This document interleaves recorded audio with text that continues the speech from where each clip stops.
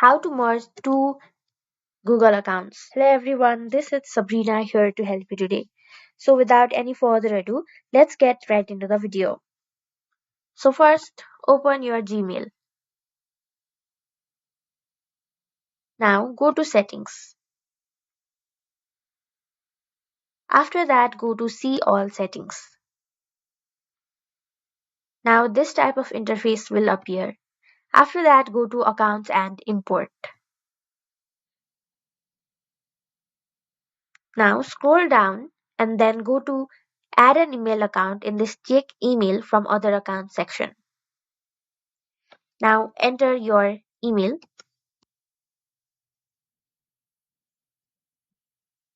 Now tap on next.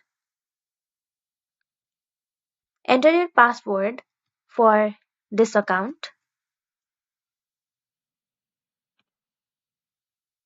Click on next. Make sure you enter the correct password. After that, your Gmail will be linked and merged. So that's how you do it. Thank you for watching this video. Make sure to like, share and subscribe to our YouTube channel. If you got any questions, comment them down and I'll catch you in the next one.